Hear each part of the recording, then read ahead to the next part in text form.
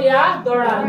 ठीक है, नाम दुगो है काम एक है। ठीक है, गलनांक या दौड़ान, समझिए इसको, गलनांक या दौड़ान। ठीक है, नाम दो है, गलनांक कहिए या दौड़ान। ठीक है, दौड़ांक। ठीक है, तो गलनांक या दौड़ांक तो ये क्या होता है, ठोस जिस ताप पर द्रव में बदलता है, ठोस जिस ताप पर किसमें बदल जाए, द्रव में, उसे क्या बोलेंगे जी, गलनांक या दौड़ांक। देखिए जैसे बर्फ, बर्फ का है ठोस है, बर्फ का है ठोस है। बर्फ जो है देखे होंगे, बर्फ ऐसे बर्फ का सिल्ली आता है, बर्फ का है ठोस है। तो बर्फ का जो गलनांक है 0 डिग्री सेल्सियस। ठीक है, मोम का गलनांक है 30 डिग्री सेल्सियस। मतलब बर्फ जो है 0 डिग्री सेल्सियस में क्या होगा, गलना चालू कर देगा। बर्फ 0 डिग्री सेल्सियस पर गलना चालू कर देगा। बात समझ में आ रहा है? तो बर्फ का गलनांक क्या होता है, 0 डिग्री सेल्सियस। मतलब ठोस जिस ताप पर द्रव में बदल जाए, ठोस, बर्फ का है ठोस है, तो बर्फ जो ठोस है वो पिघलेगा तभी ना द्रव बनेगा। बर्फ मान के चलिए बर्फ है, ये ठोस है, क्या है, ठोस है, बर्फ का हो गया ठोस, ये पिघलेगा तभी ना द्रव बनेगा। मतलब जो भी द्रव रूप में, मतलब पानी के रूप में बनेगा।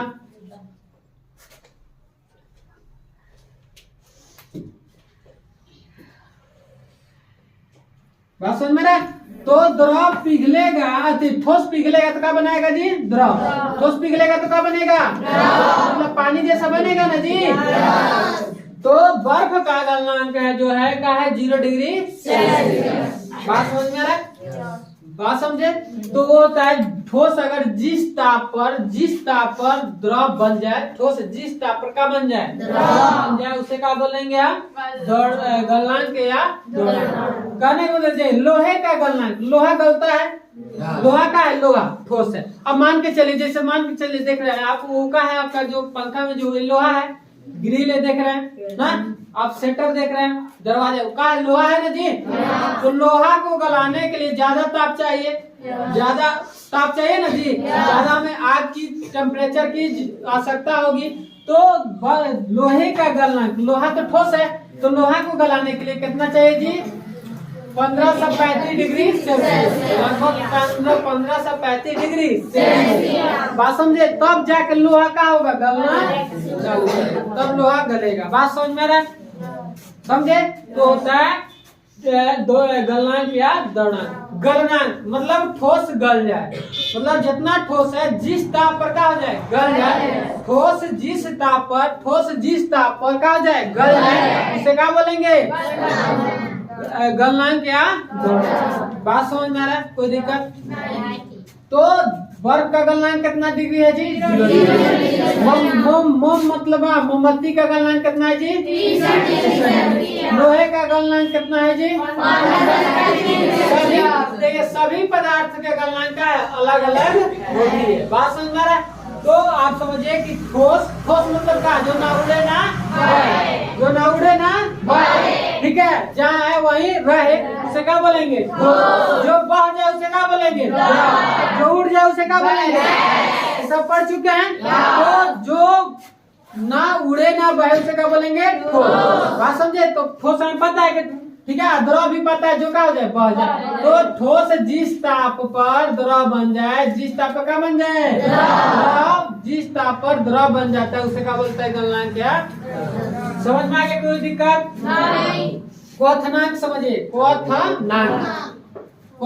ठीक है, क्वथनांक समझिए, इसको गलनांक और दौड़ांक को बोलते हैं मेल्टिंग पॉइंट। ठीक है, इसको बोलते हैं बॉइलिंग पॉइंट। ठीक है, तो क्वथनांक समझिए क्या होता है, एग्जाम में आता है, क्वथनांक किसे कहते हैं या दौड़ांक किसे कहते हैं। ठीक है, तो याद रहेगा, ठोस जिस ताप पर क्या बन जाए, द्रव बन जाता है, उसे क्या बोलते हैं, गलनांक या दौड़ांक। अब हमें क्या समझना है, क्वथनांक। क्वथनांक समझिए, द्रव जिस ताप पर वाष्प में बदल जाता है उसे क्या बोलते हैं, क्वथनांक। तो बताइए, द्रव जिस ताप पर वाष्प में क्या हो जाए, बदल जाए। ठीक है, तो उसको बोलते हैं क्वथनांक।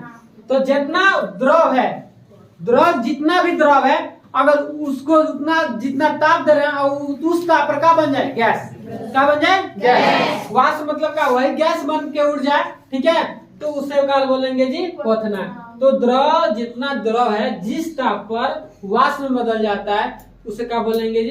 क्वथनांक। जैसे देखिए एल्कोहल का क्वथनांक कितना है जी? 18। पारा का क्वथनांक कितना है जी? 5 डिग्री सेल्सियस, है ना? बात समझ में आ रहा है? तो कहने का मतलब ये है कि एल्कोहल जो है अगर 78 डिग्री सेल्सियस गर्म करेंगे, ठीक है, 78 डिग्री सेल्सियस गर्म करेंगे तो क्या होगा? भाप बन के उड़ जाएगा, वाष्प मतलब गैस बन के उड़ जाएगा। पारा जो है पारा का उपयोग कहाँ करते हैं हम लोग? तो बुखार नापने में पारा का उपयोग करते हैं। ये पारा का है धातु है, पारा का है जी धातु है, पारा का है धातु है, ठीक है। तो एक क्वेश्चन आता है एग्जाम में कि एक ऐसे धातु का उदाहरण दीजिए जो द्रव अवस्था में रहता है। तो एक ऐसा धातु है जो द्रव में रहता है, मतलब पानी जैसा, ठीक है। तो एक का है पारा, याद रखना, बात समझ में। तो एक ऐसे धातु का नाम बताइए जो द्रव अवस्था में रहता है, क्या बताएंगे? पारा। बात समझ में। पारे को शीशे में देखना, शीशे में रहता है, शीशे ऐसे रहता है और शीशा रहता है, उसमें का बंद रहता है, पारा रहता है। वो यहाँ लगा लेते हैं, मुंह में लगा लेते हैं, हाँ, बात समझ में। तो छोटे छोटे लड़का लोग के मुंह में नहीं लगाया जाता है, बात समझ रहा है, क्योंकि क्या करेगा? उसको काट देगा, फूट जाएगा, बात समझ रहा है। वो का लड़का सब उसमें पॉइजन हो रहता है, बात समझ रहा है, तो जहरीला होता है, मर भी सकते हैं, इसलिए उसको लोगों का किया जाता है, मुंह में नहीं लगा। बड़े बड़े लोग लगा सकते हैं क्या? तो हाँ, छुटका या बड़े लोग को भी सबको यहाँ लगाया जाता है, बाजू के पास, बात समझ रहा है। तो जिसे कहने का मतलब ये पानी को कितना डिग्री सेल्सियस गर्म करेंगे तो गैस बन जाएगा जी? पानी द्रव है, तो पानी को गर्म करेंगे ना तो 100 डिग्री, अगर 100 डिग्री सेल्सियस गर्म करेंगे तो पानी का होगा? उबलना शुरू कर दे, उबले खोलने लगेगा और गैस बन के उड़ जाएगा। बात समझ में आ रहा है? तो द्रव जिस ताप पर वाष्प बन जाए, वाष्प मतलब गैस बन जाए, उसे क्या बोलेंगे? क्वथनांक। कोई दिक्कत नहीं। अगर पानी को आपको गैस बनाना है तो पानी को कितना डिग्री टेम्परेचर गर्म कर देंगे? 100। क्या हो जाएगा? गैस बन के उड़ जाएगा। बात समझ में आ रहा है? तो उबलना चालू करेगा, उबलेगा तो क्या होगा? गैस बनेगा, गैस बन के सब खत्म हो जाएगा पानी, तो उसे बोलते हैं क्वथनांक। तो अगर सुने, याद रखिए, ठोस जिस ताप पर द्रव बन जाए, ठोस अगर द्रव बन रहा है जिस ताप पर, उसे क्या बोलेंगे? द्रवणांक या गलनांक। ठोस जिस ताप पर क्या बन जाए? द्रव। ठोस जिस ताप पर क्या बन जाए? द्रव। क्या बोलेंगे? द्रवणांक या गलनांक, ठीक है। क्वथनांक किसको बोलेंगे? द्रव जिस ताप पर गैस बन जाए, द्रव जिस ताप पर क्या बन जाए? गैस बन जाए, क्या बोलेंगे? क्वथनांक। समझ में आ रहा है? किसी को दिक्कत नहीं? चलिए आगे बढ़े। अब देखिए हमें क्या पढ़ना है जी? द्रवण या गलन या संगलन। नाम देखिए को कितना है? नाम 3 गो है, द्रवण या गलन या संगलन, ठीक है। नाम 3 है, काम 1 है। देखिए ठोस से क्या बन जाए? द्रव। ठोस से द्रव, ठीक है। क्या बने? ठोस से द्रव। ठोस से द्रव बनने की क्रिया को द्रवण या गलन या संगलन कहते हैं। ठोस से क्या बने? द्रव, मतलब जिस प्रक्रिया से बने उसे क्या बोलेंगे? द्रवण या गलन या संगलन, याद रहेगा। ठोस से द्रव बनने की क्रिया को क्या बोलते हैं? अब वर्ब सुनिए, वर्ब को हमें द्रव बनाना है तो जो क्रिया अपनाएंगे, ठीक है, ठोस से द्रव बनाएंगे तो जो क्रिया होगा वो क्रिया का कहलाएगा? द्रवण या गलन या संगलन। तो ठोस से द्रव बनने की क्रिया को क्या बोलते हैं? बात समझ में आ रहा है? तो ठोस से द्रव बनने की क्रिया क्या कहलाती है? अगर ठोस से, सुनिए, ठोस जिस ताप पर द्रव बने, ठोस जिस ताप पर द्रव बने इसे क्या बोलेंगे? गलनांक या द्रवणांक बोलेंगे।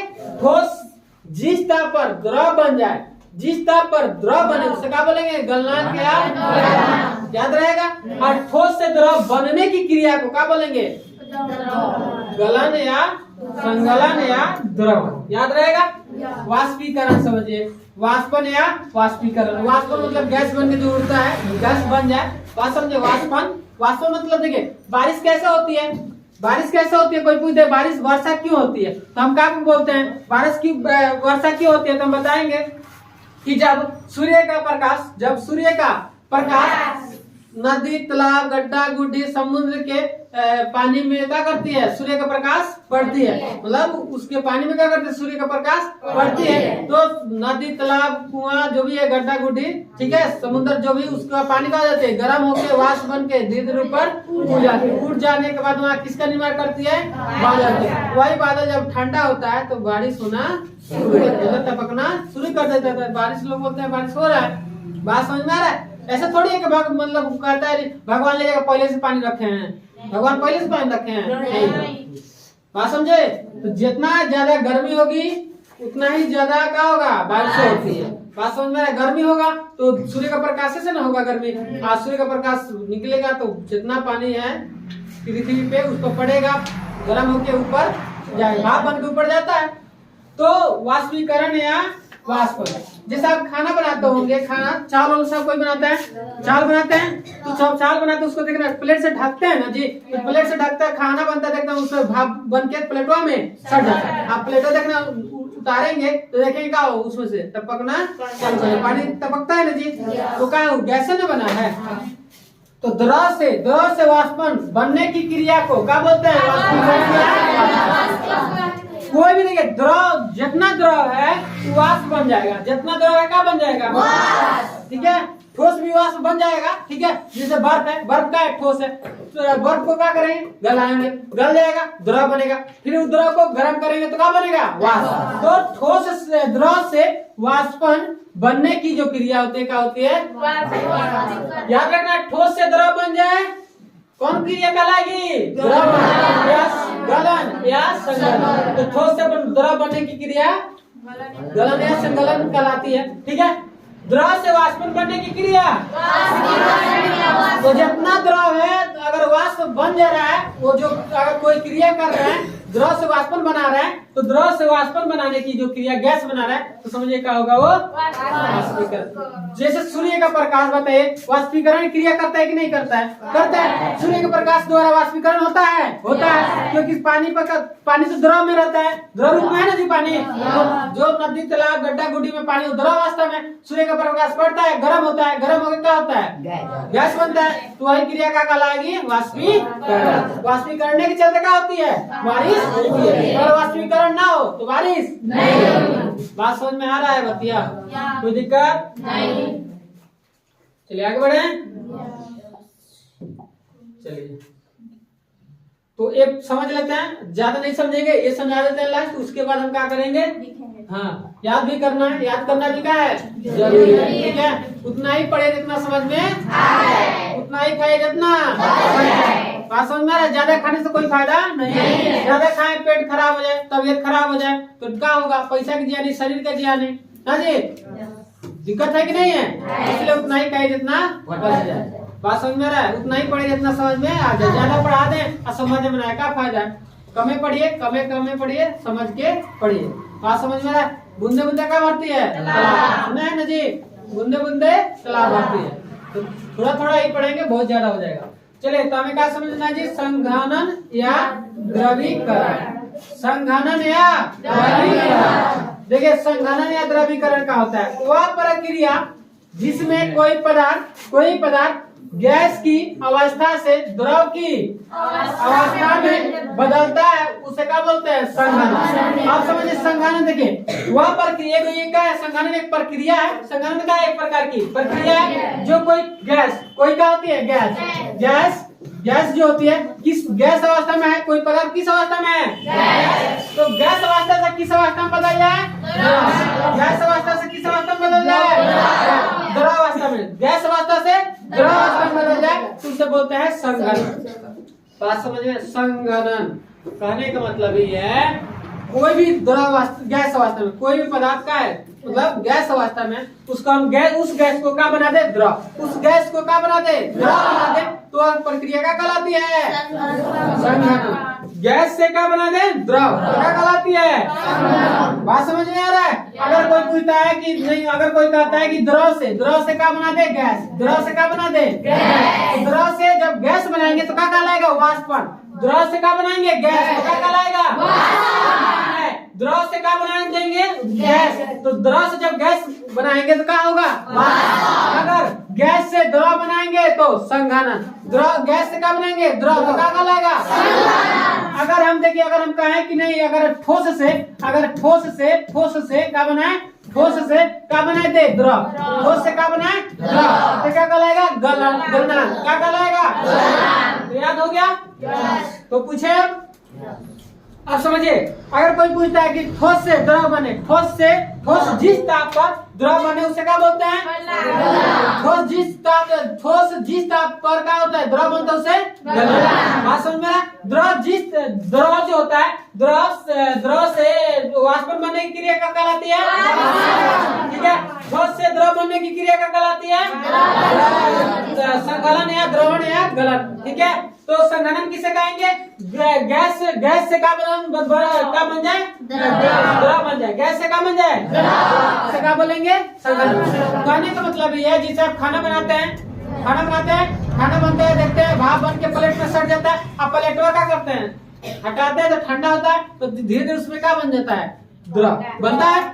जो खाना बनता है देखना, गैस जाके उसमें चिपक जाता है, वही गैस जब ठंडा होता है तो पानी का रूप ले लेता है, द्रव का रूप ले लेता है, तो वही क्या प्रक्रिया हो गया संघनन। बात समझ में आ रहा है, वही प्रक्रिया क्या हो जाएगा। या आप ऐसे घर पे क्रियाकलाप कर सकते हैं संघनन के लिए। पानी ले लेना, ठीक है, पानी को क्या करना गर्म करना, और ऊपर क्या करना कोई बीकर लगा देना, ठीक है। मान लीजिए ये ऐसे है, हम पानी यहाँ क्या कर रहे हैं गर्म कर रहे हैं, पानी क्या कर रहे हैं इसमें गर्म कर रहे हैं, ऊपर क्या करना है एक बीकर लगा देना, ठीक है। बीकर इसमें क्या हो जाए सब गैस इसमें जाए, और उसके बाद पानी गैस बन जाएगा। उसके बाद इस बीकरवा को हटा के ऐसे हटाइएगा और देखिएगा सीधा करके गैस का बन गया द्रव बन गया। बात समझ में, तो वह प्रक्रिया का कहलाती है संघनन। कोई दिक्कत नहीं, समझ में आ गया। तो कहाँ से पढ़े अभी, यहाँ से पढ़े, हाँ ये वाला। चले देखिए, गलनांक के दौरान ठोस जिस ताप पर का बन जाए द्रव, ठोस जिस ताप पर द्रव बने उसे का बोलेंगे गलनांक। समझ में क्वथनांक पढ़ लिए, द्रव जिस ताप पर वाष्प बने, द्रव जिस ताप पर क्या बने वाष्प, द्रव जिस ताप पर वाष्प बने उसे क्या बोलते हैं क्वथनांक, ठीक है। जिस ताप पर, इसमें ताप की बात आ रहा है, जिस ताप पर बन जाएगा वाष्प उसे बोलेंगे क्वथनांक। द्रवण या गलन या संघनन, ठोस से द्रव बनने की, ठोस से क्या बन जाए द्रव बनने की क्रिया क्या कहलाती है, द्रवण या गलन या संघनन। वाष्पीकरण देखिए, द्रव से वाष्प बनने की क्रिया को वाष्पीकरण, द्रव से वाष्प बनने की क्रिया को वाष्पीकरण। संघनन हम कहते हैं का जब गैस का बन जाए द्रव, गैस का बन जाए द्रव बन जाए, तो गैस से द्रव बनने की क्रिया का बोलेंगे हम संघनन, द्रव से गैस बनने की क्रिया को संघनन। याद हो जाएगा। लिखिए कौन सा, कहाँ से लिखेंगे हम, यहाँ से आपका गलनांक क्या दौरान, गलनांक क्या दौरान, लिखिए।